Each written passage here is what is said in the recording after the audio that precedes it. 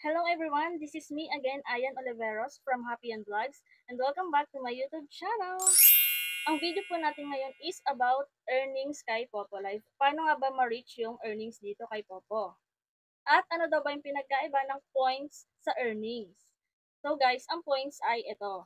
Yan yung points mo, yung naipon mong points sa iyong pagtatask, sa pakikipag-trade mo, or sa pagtambay mo sa ibang mga party life, or yung mga sinesend sa'yo ng mga gifters. And then, yung earnings guys, dito nyo siya makikita sa inyong rewards. Click nyo lang yan. And then, ayan, yan po yung ating earnings sa loob ng 7 days. Karamihan nagtatanong sa akin sa message at sa comment is, pwede daw ba mag-live more than 1 hour at may bayad daw ba yon? So, may makiklaim ka lang na points kapag nag-live ka ng more than 1 hour kapag na-reach mo yung hourly wage. Dito nyo siya makikita sa level up rules. Click nyo yan. And then dito guys, ayan, makikita nyo na sa loob ng 7 days, kapag naka-earn kayo ng 150 ping points, ay makakapag-live kayo ng 2 hours a day at ang makiklaim nyo ay 3K points per hour. So, total of 6K in 1 day yung makiklaim nyo na points tuwing magla-live kayo. And then, yung sa crown seat guys, di ba, may dalawang 800 points tuwing magka-crown seat. So, ang dami rin nagtataka, bakit daw hindi nila nakiklaim yung isa? So, ganito yung mga B, kapag 1K per hour lang po yung inyong solo live is, isang 800 lang din po yung makiklaim nyo sa crown seat. And then, kapag na-reach nyo yung 150,000 ping points in 7 days, earnings nyo, halimbawa nakipag-trade kayo, magiging 3K per hour yung live mo, 2 oras po yung live mo sa loob ng isang araw. And then, dalawa rin yung 800 points na makiklaim nyo sa crown seat. So, dito guys, sa level task, makikita nyo yan, kapag 300,000 ping points yung na-receive nyo in 7 days, magiging 5,000 per hour po yung inyong live hour.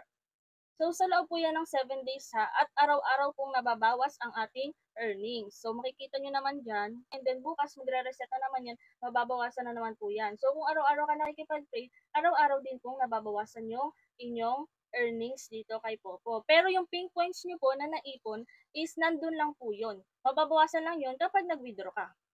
Kung gusto niyo pong ma-reach yung ganito na kada live niyo is may makiklaim kayong points, kailangan niyo pong bumili ng coins para maglaro, malay niyo lumago, di ba? And then makipag-trade po kayo. Mas okay kung makikipag-trade kayo tuwing Monday para 7 days niyong magagamit yung rewards na yon. And then, after 7 days, kasi tuwing Sunday po nare-reset, magbaback to 0 ulit or mababawasan ulit yung inyong earnings pagdating ng Lunes. So, another trade po ulit yon. Ang kagandahan po doon, kapag Lunes kayo nag-trade, 7 days nyo siyang magagamit. 7 days pong ganun yung inyong reward sa solo live. And then, sa loob ng 7 days na yun, ay pwede po ulit kayong mag-ipon ng coins na pwede nyo i-trade pagdating ng Lunes ulit. And then, kung naghahanap po kayo ng murang bilihan ng coins, yung tipong madaling araw ay gusto nyong bumili, ay inire-recommend ko po sa inyo si CocoDP. Si CocoDP po ay 24/7 open, mabilis yung transaction, mura yung mga bilihing diamonds and coins. Pwede siya sa mga gamers and live streamers. May e-load din po siya. Kaya kung naghahanap din kayo ng pwede nyong paludan and 24/7 na open, si CocoDP pa rin po ang i-recommend ko.